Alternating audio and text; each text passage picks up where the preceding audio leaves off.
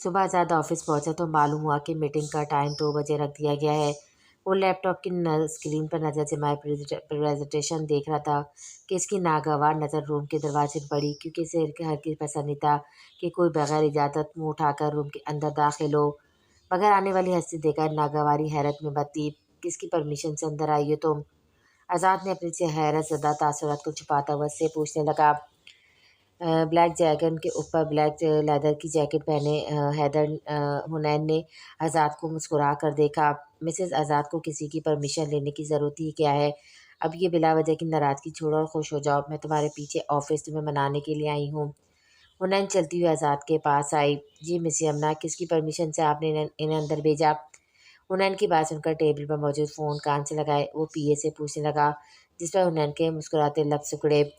میری مسز ہو یا پھر کوئی اور، اگر آپ کو جاب کرنی ہے تو آئندہ رولز فالو کرے گا، اسے میری فرسٹ اور لاسٹ وارننگ سمجھے۔ آزاد نے پی اے کی خبر لے کر فون کریٹل پر رکھا۔ 10 منٹ سے زیادہ ٹائم نہیں دے سکتا، اس لیے جو کہنا ہے جلدی کہو۔ آزاد اب اپنے سامنے کھڑی حنین کو دیکھتا ہوا بول کر اپنی کلائی پر بندھی ریسٹ واچ میں ٹائم دیکھنے لگا، کیونکہ تھوڑی دیر بعد اسے میٹنگ کے لیے نکلنا تھا۔ کب تک ایسے منہ بنا کر رکھنے کا ارادہ ہے؟ یہاں تمہارے آفس میں تمہیں منانے کے لیے آئی ہوں، تمہیں سوری کہنے کے لیے اور یہ بتانے کے لیے کہ میری زندگی میں تمہاری ویلیو ہے۔ تمہارا یوں ناراض ہونا، مجھے اگنور کرنا بہت ہرٹ کر رہا ہے۔ سوری نہ پلیز، اب ناراضگی چھوڑ دو۔ حنین اس کے سامنے کھڑی ہو کے نرمی سے بولی۔ آزاد رولنگ چیئر پر جھولتا ہوا اسے دیکھنے لگا۔ زپ کھولو اپنی جیکٹ کی۔ آزاد کی بات سن کر اس کا موڈ دیکھتی ہوئی، جو کہ بالکل سنجیدہ تھا، حنین نے اپنی جیکٹ کی زپ کھولی، جس کے اندر اس نے ریڈ کلر کا ٹاپ پہنا ہوا تھا۔ اتار دو اپنی جیکٹ۔ آزاد کی اگلی بات سن کر حنین اسے دیکھنے لگی۔ اس کے فیس ایکسپریشن ابھی بالکل سنجیدہ تھے۔ جسے حنین اس کی بات نہیں مانتی تو وہ ناراض ہوتا، اس لیے حنین کو اس کی بات مانتے ہوئے اپنی جیکٹ اتارنی پڑی۔ اب وہ ریڈ کلر کے ٹاپ میں آزاد کے سامنے کھڑی تھی۔ What colour is the inside dressing? Azad red colour کے ٹاپ میں اس کا جائزہ لیتے ہوئے سے سوال کرنے لگا۔ جو تم نے کل کہا تھا وہی، مگر آزاد۔ حنین کو خطرے کی گھنٹی بجتی ہوئی محسوس ہوئی تھی، تبھی وہ یکدم بولی، شش، جتنا سوال کروں بس وہی جواب دو، ٹیک آف یور ٹاپ۔ آزاد کی اگلی بات سن کر حنین حیرت سے گھور کر اسے دیکھنے لگی، جبکہ وہ رولنگ چیئر پر جھولتا ہوا اس کے اگلے عمل کا انتظار کرنے لگا۔ کیا بول رہے ہو؟ تم ہوش میں تو ہو؟ حنین حیرت سے اسے آنکھیں دکھاتی ہوئی بولی، کیوں، منانے آئی تھی نا تم مجھے، تو جو میں بولوں چپ کر کے مانتی جاؤ، ورنہ اسی وقت گھر جاؤ۔ آزاد سنجیدگی سے بولا، یہ والی بات میں تمہاری کیسے مان سکتی ہوں؟ تم اس طرح کرو گے میرے ساتھ؟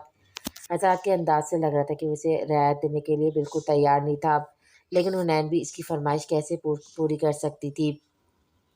اپنی بہن کی تو سچی جھوٹی جائز ناجائز ہر بات مان لیتی ہو، اپنے شوہر کی کیوں نہیں؟ ٹاپ اتارو نہیں تو گھر جاؤ۔ وہ ابھی بھی سنجیدگی سے حنین کو دیکھتا ہوا بولا۔ حنین بے چارگی سے اسے دیکھ رہی تھی، نچلا ہونٹ دانتوں میں دباتے ہوئے اس نے اپنا ٹاپ اوپر کرنا چاہا۔ نہیں، میں ایسا نہیں کروں گی۔ ٹاپ دوبارہ نیچے کرتی ہوئے فیصلہ کن لہجے میں بولی۔ آزاد ایک جھٹکے سے چیئر سے اٹھا اور ڈین کی جیکٹ اس کے ہاتھ میں پکڑا کر اس کا بازو پکڑتا ہوا اپنے روم سے باہر نکالنے لگا۔ چھوڑو میرا بازو، تم ایک بے شرم انسان ہو، میری وجہ سے تم بھاڑ میں جاؤ۔ انہوں نے اپنا بازو چھڑاتی ہوئی آزاد سے بولی اور خود اس کے روم سے نکل گئی۔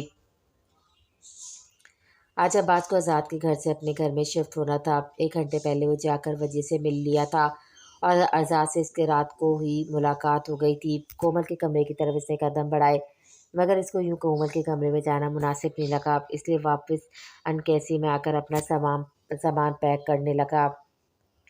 اب وہ نہ صرف مکمل ہوش و حواس میں آ چکی تھی، بلکہ آہستہ آہستہ اسے ساری باتیں بھی یاد آ چکی تھی۔ شاہ نواز، وجیہہ اور آزاد اس کا بہت خیال رکھ رہے تھے۔ حنین بھی اسے اچھی نیچر کی لگی، صاف دل کی، خوش اخلاق لڑکی، جس کے بھائی کے لیے کسی ایسی لڑکی کو ہونا چاہیے تھا۔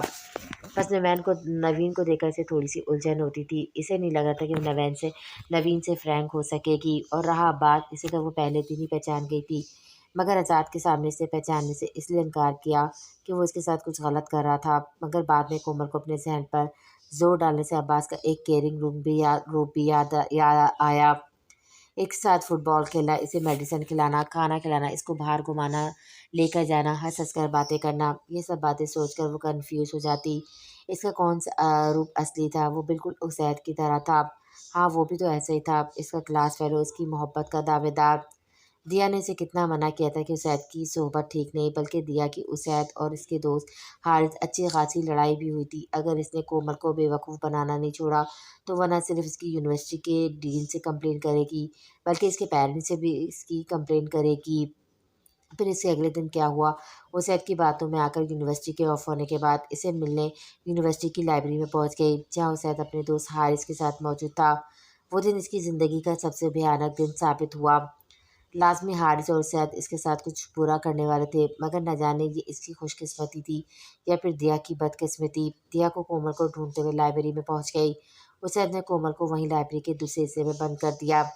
کومل گرل کے پاس زور زور سے چیخ کر اسید کو منع کرتی تھی۔ اس کا بیگ بھی اس کی پہنچ سے کافی دور لائبریری کے دوسرے حصے میں پڑا تھا۔ وہ دیا کے کسی بھی طرح مدد کرنے میں بے بس تھی۔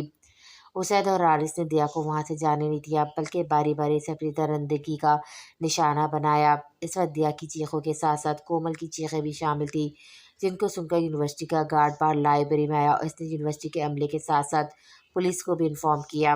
اسید اور حارث دونوں ہی گرفتار کر لیا گیا، مگر اس واقعے کا شدید اثر لیتے ہوئے دیا اپنی جان سے گئی اور کومل اپنے حواسوں سے۔ کومل کو بے ہوشی کی حالت میں گھر لایا گیا تھا، مگر ہوش میں آ کر صدمے کے باعث وہ کبھی ہنسنے لگ جاتی تو کبھی کبھی چیخ و پکار شروع کر دیتی اور رونے لگ جاتی۔ آزاد اس وقت امریکہ سے واپس آیا، مگر شاہ نواز نے چند دنوں میں اسے واپس بھی بھیج دیا۔ سائیکیٹرسٹ کا کہنا تھا کہ کومل نے اس واقعے کا دماغ پر کافی گہرا اثر لیا ہے، جس کے باعث وہ صدمے میں چلی گئی ہے۔ چند دنوں بعد وہ اس شاکنگ پیریڈ سے یعنی اس کیفیت سے نکل پائے گی۔ شاہ نواز نے اسید اور حارث پر کیس کیا تھا۔ وہ اتنا مضبوط تھا کہ ان کے پیرنٹس چاہ کر بھی اپنے بیٹوں کی سزا ختم نہیں کروا سکے، مگر دوسری طرف شاہ نواز کومل سے بدظن ہو گیا، کیونکہ جب شروع میں اسے فرٹ پڑتے وہ حواسوں میں نہیں ہوتی تو وہ اکثر اسید کا نام لیتی، جس سے اس کی اسید سے پسندگی ظاہر ہوتی۔ یہ بات کومل سے شاہ نواز کی دوری کا سبب بنی۔ وہ اپنے خیالوں میں گم لان میں آ کر کراس کر کے ان کسی کی طرف پہنچ گئی، جہاں سے عباس اپنا سوٹ کیس اور بیگ ہاتھ میں لیے باہر نکل رہا تھا۔ کومل نے عباس کو دیکھا تو یکدم ڈر گئی۔ عباس کے قدم بھی وہیں رک گئے۔ عباس کو اس کی اور اپنی پہلی ملاقات یاد آئی۔ تب بھی وہ پویم پڑھتی ہوئی ان کیسی کی طرف آئی تھی اور اچانک عباس کو دیکھ کر اس طرح ڈر گئی تھی۔ ہیلو! عباس نے کومل کو اسی دن کی طرح ہیلو کہا، مگر وہ ہاتھ سے نقلی فون بنا کر ہیلو کہنے کی بجائے عباس کو دیکھتی رہی، پھر کچھ بھی کہے بنا پلٹ کر جانے لگی۔ قومی بی بات تو سنتی جاؤ۔ کومل کو جاتا ہوا دیکھا عباس سوٹ کیس اور بیگ میں وہیں چھوڑ کر کومل کی طرف بڑھا۔ وہ اسے دیکھے بغیر ملے بغیر جانے کا ارادہ رکھتا تھا، جبھی ودیع سے مل کر آ گیا تھا، مگر اب کومل کو دیکھ کر اپنے قدم دل کو روک نہیں پایا۔ جبھی کومل کے پاس پہنچا، میں قومی بی نہیں کومل ہوں، آئندہ مجھے اس نام سے مخاطب مت کریے گا۔ کومل پلٹ کر چہرے پر ناگواری لاتی ہوئے عباس سے بولی۔ وہ واقعی فراک پہن کر دو پونیاں باندھی قومی بیبی نہیں، بلکہ لانگ شرٹ کے اوپر ٹراؤزر پہنے، سارے بالوں کو کندھے کی ایک سائڈ پہ کیے کومل لگ رہی تھی۔ چند دن پہلے اگر تمہیں غلطی سے کومل کہہ دیتا تو تم اس بات کا برا مانتی تھی کہ تمہیں قومی بی کیوں نہیں کہا۔ شکر ہے تم نے یہ نہیں کہا کہ میں آئندہ تمہیں مخاطب ہی نہ کروں۔ ہاں، آئندہ کومل کہہ کر مخاطب کروں گا، اس بات کا خیال رکھوں گا۔ عباس مسکراتا ہوا کومل کی طرف دیکھ کر کہنے لگا۔ وہ خاموشی سے اسے دیکھنے لگی۔ بھائی نے بتایا تھا مجھے کہ آپ نے میرا کافی خیال رکھا، اس کے لیے تھینکس۔ کومل روکھے انداز سے عباس کو کہنے لگی تو عباس کی مسکراہٹ تھم گئی۔ سب آزاد نے بتایا۔ کومل تمہیں خود سے کچھ بھی یاد نہیں میرے ساتھ گزرا ہوا وقت؟ عباس کومل کو دیکھتا ہوا پوچھنے لگا۔ بہت زیادہ یاد کرنے پر مجھے یاد آیا کہ آپ مجھے اپنے گھر لے گئے تھے، جہاں آپ مجھے اپنے موبائل پہ کوئی ویڈیو دکھا رہے تھے۔ کومل نے عباس کو اس کے عمل پر شرمندہ کرنا چاہا، وہ اتنی بے خبر نہیں تھی، یہ بات وہ عباس کو پاور کروانا چاہتی تھی۔ کومل ایک بار میری طرف غور سے دیکھو، کیا تمہیں لگتا ہے کہ میں تمہارے ساتھ کبھی غلط کر سکتا ہوں؟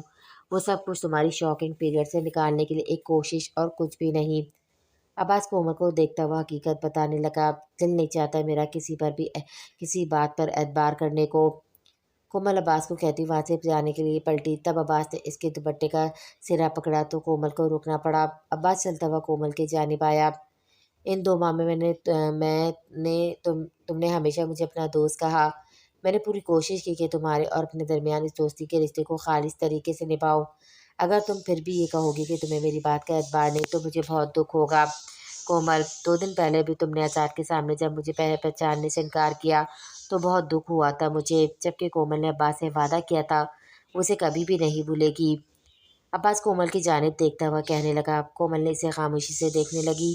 تب عباس نے کومل کا ہاتھ تھاما۔ عباس کومل کو دوبارہ سے اعتبار بھی دلا دے گا اور اپنے ساتھ گزارا ہوا وقت بھی یاد کروا دے گا، بس اسے کومل کا ساتھ چاہیے۔ عباس کومل کا ہاتھ تھامتا ہوا کہنے لگا۔ کومل بی بی آپ کو اندر وجیہ میڈم بلا رہی ہیں۔ کوثر کومل کے پاس آ کر بولی۔ کومل عباس سے ہاتھ چھڑا کر وہاں سے جانے لگی۔ گھر کے اندر داخل ہونے سے پہلے کومل نے پلٹ کر عباس کو دیکھا۔ وہ ابھی بھی منتظر نگاہوں سے کھڑا اسی کو دیکھ رہا تھا۔ کومل گھر کے اندر چلی گئی۔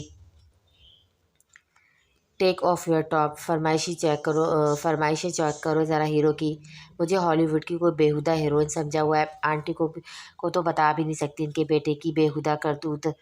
ہنن منہ ہی منہ میں بڑبڑاتی ہوئی اپنے کمرے کے اندر آئی۔ کہاں سے آ رہی ہو تم؟ ہنن اپنے کمرے میں داخل ہوئی تو نوین کو اپنے کمرے میں موجود پایا۔ وہ اب مکمل بیدار ہو چکی تھی۔ آزاد سے ملنے اس کے آفس گئی تھی۔ ہنن نے ہینڈ بیگ رکھتے ہوئے نوین کو جواب دیا۔ کیوں؟ نوین ماتھے پہ شکنیں لائے آنکھیں دکھاتی ہوئی صوفے سے اٹھ کر کھڑی ہوئی۔ اس کیوں کا کیا جواب چاہیے آپ کو؟ وہ شوہر ہے میرا۔ ہنین اسے جتاتی ہوئی بولی۔ اسی کی وجہ سے تو ہنین ناراض تھا۔ تم شاید اس ڈیل کو بھول گئی ہو جو میرے اور تمہارے درمیان ہوئی تھی۔ اس طرح اس کو ویلیو دے کر تم خود کو اس کو قریب آنے کی دعوت دے رہی ہو۔ نوین اب غصے میں سخت لہجہ اختیار کرتی ہوئی بولی۔ سوری آپی، میں آپ کو کسی بھی ڈیل کو نہیں مانتی۔ آزاد میرے ساتھ خوش ہے اور میں بھی اس کے ساتھ خوش رہنا چاہتی ہوں۔ اس بات سے کسی تیسرے کو فرق نہیں پڑنا چاہیے۔ ہنر نے اپنے جیکٹ اتار کر صوفے پر رکھا اور لہجے میں نرمی لائے بغیر نوین کے سامنے آ کر بولی۔ کیا کہا تم نے؟ کسی تیسرے کو فرق نہیں پڑنا چاہیے؟ میں تمہاری بہن، تمہیں میرا وجود تھرڈ پرسن لگتا ہے؟ نوین نے غصے میں سے دھکا دیا۔ وہ صوفے پہ جا گری۔ آپی، ہنر نے اس کے غصے پہ حیرت کا اظہار کرتی ہوئی بولی۔ خاموش، نوین اسے آنکھیں دکھاتی ہوئی غرائے۔ تمہیں یاد ہے جب ہماری امی ہمیں ہمیشہ کے لیے چھوڑ گئی تھی؟ اس وقت میں محض 12 سال کی تھی۔ 12 سال کی کم عمر لڑکی۔ اس وقت میں نے ماں کے غم کو سینے سے لگانے کی بجائے اپنی چھوٹی سی 3 سالہ بہن کو سینے سے لگایا۔ 12 سال کی عمر میں بن بہائی ماں بن گئی تھی تمہارے لیے۔ جب تم رات کو بھوک سے بلک بلک کے روتی تب میں اپنا بستر چھوڑ کر تمہارے لیے فیڈر تیار کرتی۔ پیٹ بھرنے کے بعد اکثر تمہارا سونے کا دل نہیں چاہتا تب بھی میں تمہارے ساتھ کھیلتی اور صبح اسکول کے ٹائم پر لیکچر کے دوران اونگ رہی ہوتی۔ تمہیں نہلانا دھلانا کھلانا پلانا سلانا بغیر ماتھے پہ شکن لائے میں تمہارے سارے کام کرتی۔ جس دن میرا میٹرک کا پیپر تھا اس دن تمہیں تیز بخار تھا، تب تمہیں بابا نہیں صرف اپنی آپ ہی چاہیے تھی۔ ساری رات میں ایک ہاتھ میں کتاب لیے تمہارے سرہانے بیٹھی رہی اور جب ہمارے بابا کی ڈیتھ ہوئی تب 21 سال میری عمر تھی۔ مجھے ماں کے ساتھ ساتھ ایک باپ بھی بننا پڑا۔ جب برابر والی فوزیہ بھابھی مجھے آ کے کہتی کہ حنین بہت پیاری ہے، یہ جوان ہو کر بہت خوبصورت نکلے گی، تب میری رات کی نیند تمہاری فکروں میں اڑ جاتی۔ رات کو 2 بار اٹھ کر دروازے کا لاک چیک کرتی، یہ بھی اطمینان کرتی کہ جو ڈنڈا میں نے بیڈ کے نیچے چھپا رکھا ہے وہ موجود ہے کہ نہیں۔ اپنی عزت سے پہلے تمہاری عزت کرنے کا خیال آتا مجھے۔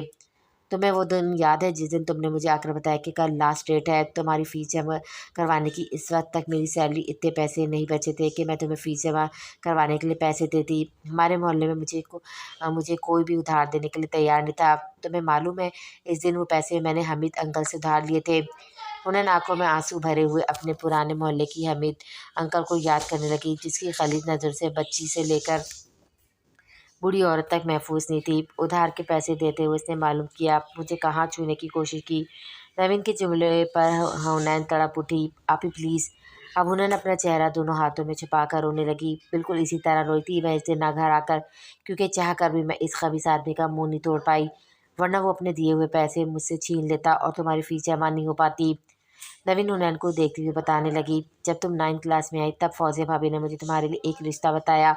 9 سے 5 بجے تک کی جاب کرنے والا ایک مڈل کلاس شریف لڑکا، عزت دار گھرانہ اور چھوٹی فیملی۔ تمہاری وہاں شادی کروانے کے بعد پھر میں آرام سے اپنے لیے کچھ سوچ سکتی تھی، مگر اپنی اتنی پیاری سی خوبصورت بہن کو کسی ایسے تھوڑی دے سکتی تھی میں۔ اس کے لیے تو مجھے کوئی شہزادہ چاہیے تھا، مگر شہزادے سے پہلے ایک شیطان کی آمد ہماری زندگی میں ہو گئی اور اس نے بڑی ہوشیاری سے مجھ سے میری بہن کو چھین لیا۔ اب میری بہن بھی اس شیطان کے ساتھ رہنا چاہتی ہے۔ نوین زہر خواندہ لہجے میں بولی۔ آپی پلیز آپ آزاد کی طرف سے اپنا دل صاف کر لیں، وہ شوہر ہے میرا، میں اس سے بہت۔ حنین نے روتے ہوئے بولنا چاہا۔ آگے کچھ نہیں بولا ہنی، جو تم بولنا چاہتی وہ میں ہرگز نہیں سننا چاہتی۔ नफरत है मुझे इस बदतमीज़ और घटिया इंसान से। अगर तुमने इसे रिश्ता अपनाया या तुमने इसे अपना साथ कुछ भी करने दिया तो फिर मुझसे अपना रिश्ता ख़त्म कर देना। नवीन हुनैन को बोलती उसके कमरे से चली गई और हुनैन एक बार फिर अपना चेहरा अपने दोनों हाथों में छुपाकर रो दी।